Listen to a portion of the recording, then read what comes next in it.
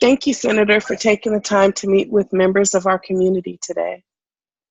It's my pleasure. Thank you for having me. First, I'd like for everyone to just introduce themselves and say a little bit about their organizations. So I'll start. I'm Sakati Shah, and I'm the Policy Manager at Legal Services for Prisoners with Children. We are an organization that fights for the restoration of human and civil rights for formerly incarcerated individuals, as well as people still in prison. We're headquartered in the Bay Area, but our grassroots project, All of Us or None, has chapters in Riverside, San Bernardino, Los Angeles, Orange County, Sacramento, and San Diego. And I'll pass it over to Michael. Hi, I'm Michael Bublé, and I'm the Youth Justice Coordinator at ABC Justice. We're an organization that works with individuals coming out of the juvenile system to continue their education and find their place in society. We're based in San Joaquin, but our outreach extends statewide. And that leaves me. I'm London Crowdy, and I'm the Executive Director of Single Lady Solidarity. We work to restore rights to women coming out of prison and to ensure adequate and humane treatment for women who are still incarcerated. We represent women primarily in Los Angeles, but provide support statewide as well. Well, thank you all for the hard work you do. So we want to be mindful of your time, Senator.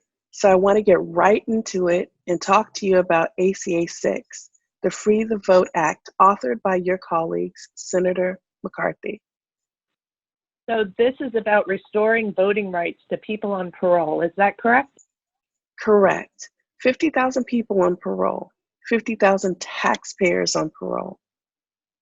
But you, of course, understand that we're being asked to focus on COVID-19 recovery. Yes, yes, Senator, we're aware of that, and I don't think ACA 6 is outside of that purview. I'm on parole, and the life and death decision being made during this pandemic, they're being made by people I can't vote for. Like, I work hard for a paycheck that is taxed and receive no representation in return. During a time like this becomes an even harder pill to swallow. The timing here is also crucial. This bill can't just be pushed back into next session. It would have to wait 2 more years until the 2022 midterm election year. I know the people my organization represents are eager to get involved in their communities, and civil engagement is a proven way to do that right now. Well, let's say we pass ACA 6. Do you have any idea how it would perform at the ballot? Absolutely, we do. There are 14 other states that have either amended their felony disenfranchisement laws already or never had them to begin with. States did vote on whether or not to restore voting rights for felons who did them. They did so in large, bipartisan numbers. So in 2018, for example, 2/3 of Florida voters passed Amendment 4, which restored suffrage to 1.4 million people in that state. I would also add that this is the kind of reform where you'd expect California to be leading the way. And there are already 14 states ahead of us, with many more gearing up to make similar changes. There are 130 active bills in state legislatures across the country to address felony disenfranchisement.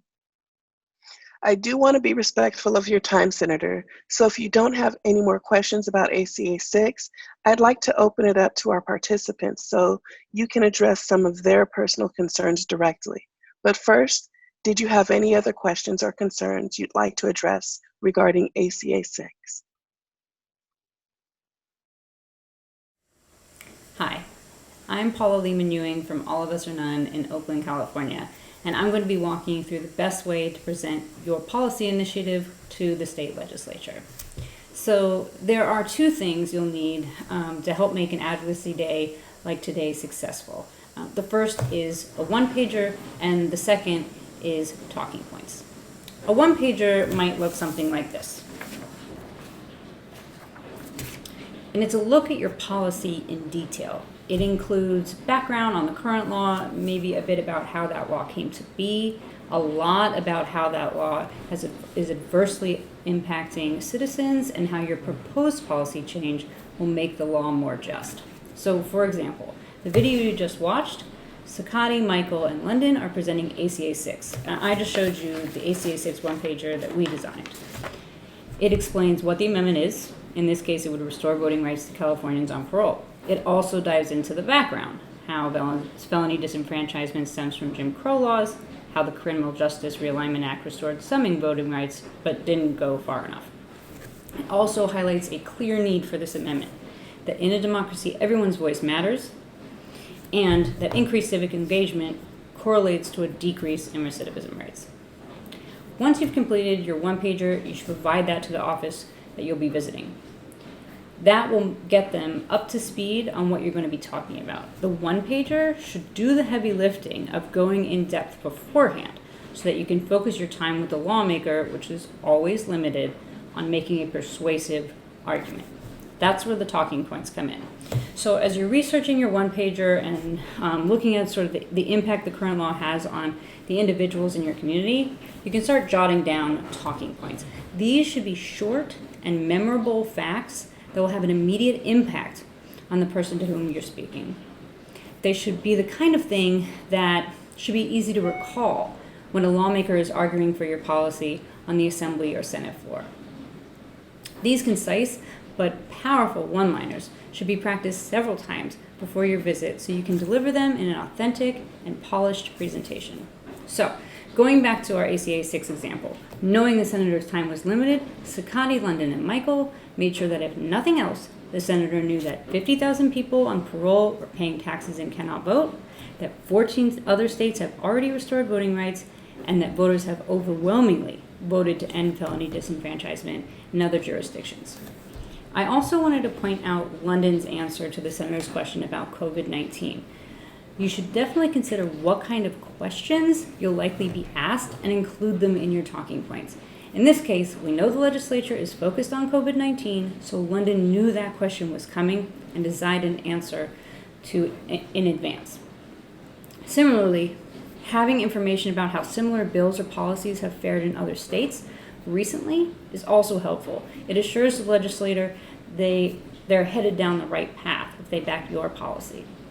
Finally, history and data points aside, focus on your strengths and your experiences. What can you provide in a face-to-face conversation that is unique to anything that will show up in news articles or Google searches?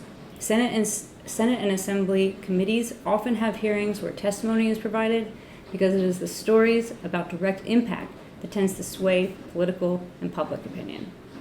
Speak from the heart, speak truth to power, and good luck.